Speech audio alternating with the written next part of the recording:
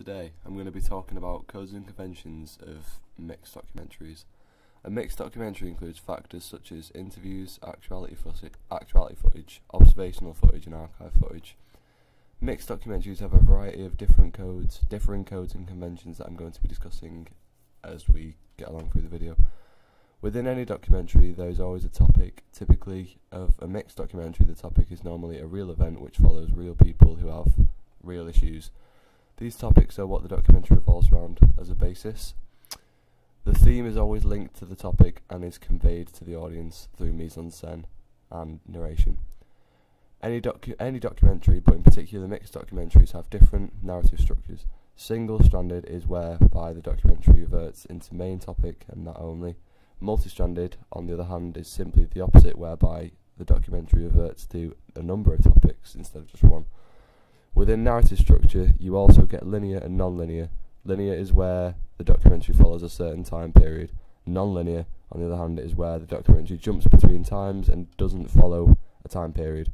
You can also get circular, which is where it starts at the present day and it circles back to around the beginning and follows around. Finally, the narrative structure, you get open and closed. Closed is where the documentary is concluded and the answer choice is provided at the end. Whereas open is the documentary is left with the audience leaving to think what could happen, like it's not over. Another key aspect of a mixed documentary is the use of mise-en-scène. The background in the interviews is normally relevant to the topic and who they are. Also, the uniforms of individuals, like the costumes and what they're wearing in the documentary, is relevant to the topic, and it helps us to identify the role of that character and what authority they have. Mise-en-scène also helps to signify the theme of the documentary to the audience. Sound is a huge aspect of the mixed documentaries. The voice of God narration is whereby we don't see the person on the screen, but it helps add information. Also, the narration makes the audience question things generally. He or she, male or female, and speaks standard English usually. In addition, the use of diegetic music in the background gets usually quieter when someone's speaking and louder when someone's not safe. It's just a still image on the screen. Archive material is a massive, well, I wouldn't say massive part of mixed documentaries. It can feature sometimes. This is where it's not being filmed at the exact time, but it's more about like historical facts. It's filmed previously and put in.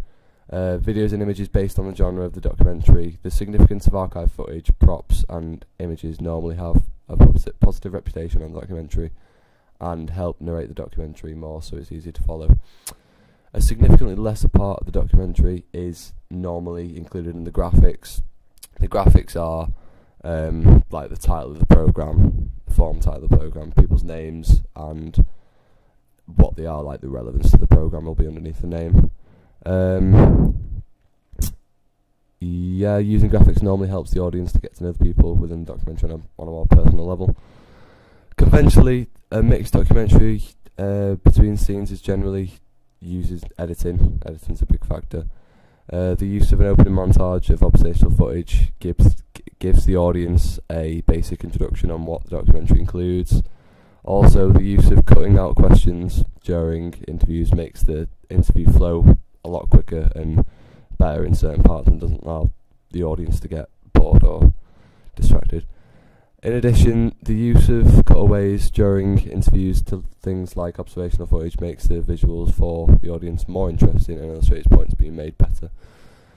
And finally, probably the biggest factor of all is camera work. The use of establishing shots at the start of scenes gives the audience an insight on what's going to follow in the documentary, like what it's about, where it is, where it's set.